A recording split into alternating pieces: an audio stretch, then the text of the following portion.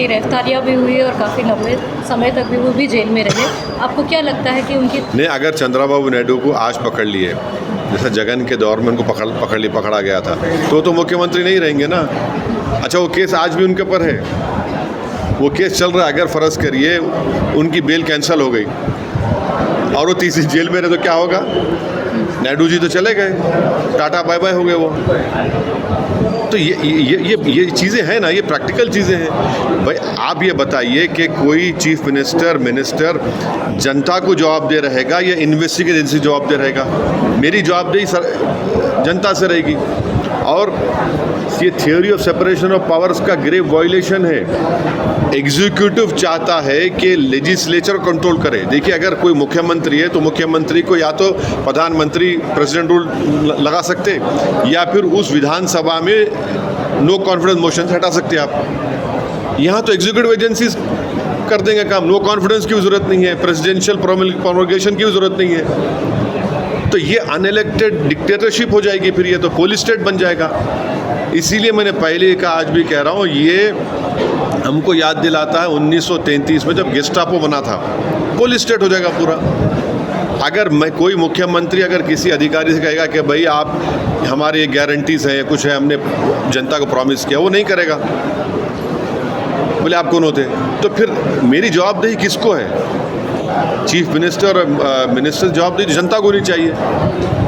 Theory of separation of powers का violation है, ये डेमोक्रेसी को अंडरमाइन करता है। तो इसलिए हम इस बिल्स की मुखालिफत की है। इंडिपेंडेंट कर दीजिए ना। फिर कॉन्स्टिट्यूशनल मोरालिटी इसमें नहीं आती क्या? फिर बताइए आप, इसमें भी आना चाहिए कॉन्स्टिट्यूशनल मोरालिटी।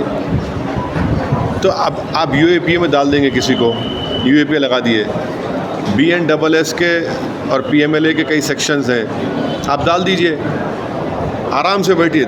30 दिन नहीं, 3 महीने बेल नहीं होगी, 3 महीने बेल नहीं होगी। जब क्या करेंगे आप?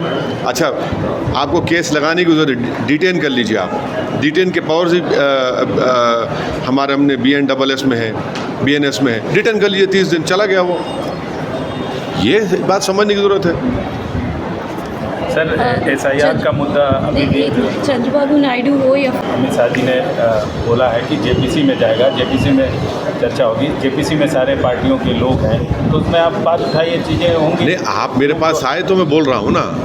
पार्लियामेंट में हमने ये कहा, JPC में नहीं मालूम मैं मेंबर बन पाऊँगा नहीं बन पाऊँगा। स्पीकर साहब से हम रिक्वेस्ट करेंगे, हमको बनाइए, हम ये रखेंगे। मगर JPC में जाएगा ज़रूर, वो तो लिखा हुआ था एजेंडे में कि इसको पार्लियामेंट की कमेटी को रेफ़र किया जाएगा। मगर ये जो हमारे एप्रीहेंशंस हैं, इसका क्या होगा बताइए? उसका क्या करेंगे आप? भाई महाराष्ट्र में क्या हुआ? महाराष्ट्र में आपने देख लिया क्या हुआ। हमारे MLAs को तोड़ दिया गया, बिहार में 4 MLAs चले गए। फिर आप कर्नाटका में क्या हुआ? हर जगह ऐसे ही हो रहा है। आप इंडिपेंडेंट इन्वेस्टिगेशन एजेंसीज़ को इंडिपेंडेंट कर दीजिए। इसमें कोई सरकार का रोल नहीं होगा उनके अपॉइंटमेंट में।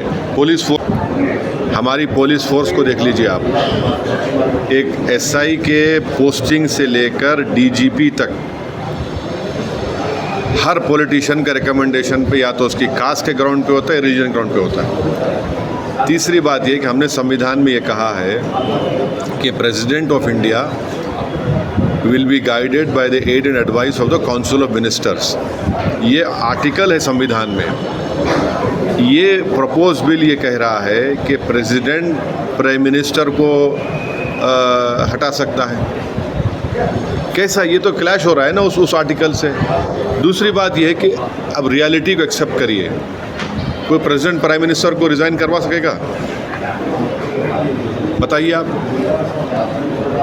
अगर आप हिस्ट्री में देखेंगे तो PV नरसिम्हा राव को कोर्ट के ऑर्डर के ऊपर एक इन्वेस्टिगेशन सामने जाना पड़ा, मगर रिज़ाइन नहीं किए वो। अब यहाँ पर करना क्या है? गवर्नर, आप सेंट्रल गवर्नमेंट अपॉइंट करती है। गवर्नर अगर के राज में सिर्फ 4 या 5 मिनिस्टर्स को आप अरेस्ट कर लीजिए, सरकार गिर गई, सरकार बचेगी नहीं ना। तो इसको कौन कंट्रोल करेगा? यूनियन टेरिटरी में तो पूरा होम डिपार्टमेंट सेंट्रल गवर्नमेंट के पास रहता है। पूरा होम डिपार्टमेंट जो वो तो सेंट्रल गवर्नमेंट के पास है, चाहे वो पुडुचेरी हो, दिल्ली हो, अब आप JNK ले लीजिए।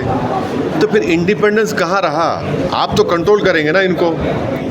सर लेकिन जिस किसी तोते को आपको पकड़ना है या किसी पिंजरे में डालना है, तो ये खुद आपके कंट्रोल में रहेंगे, वो पिंजरे में पड़ जाएंगे। सिर्फ 4 या 5 मिनिस्टरों को पकड़ लीजिए, गया गवर्नमेंट चले गई, सरकार चले गई। लेकिन सर, तो नहीं सुनिए, आप इन तमाम चीज़ों को इंडिपेंडेंट कर दीजिए जिसमें कोई सरकार का रोल नहीं रहेगा, उंगली नहीं उठेगी ना आप पे।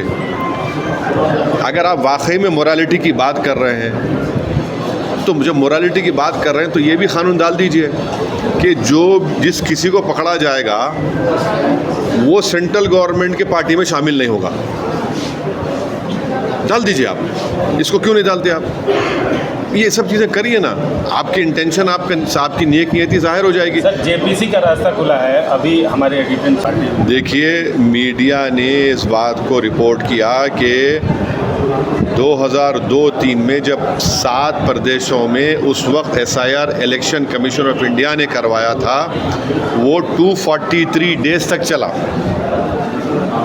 आज का SIR सिर्फ 97 डेज, आप समझ लीजिए।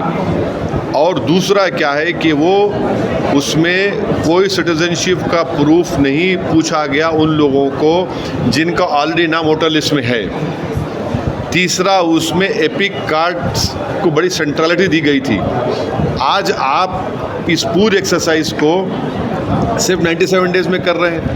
यही इलेक्शन कमीशन ने 2002-03 में, और आज आप 11 डॉक्यूमेंट पूछ रहे हैं, जब तो कुछ नहीं पूछा आपने। कैसे होगा बताइए? और आखिरी बात, नाम जिन लोगों के नाम नहीं आए, ठीक है, पॉलिटिकल पार्टीज चेक करेंगे, मगर पूरी जिम्मेदारी तो ECI की है ना।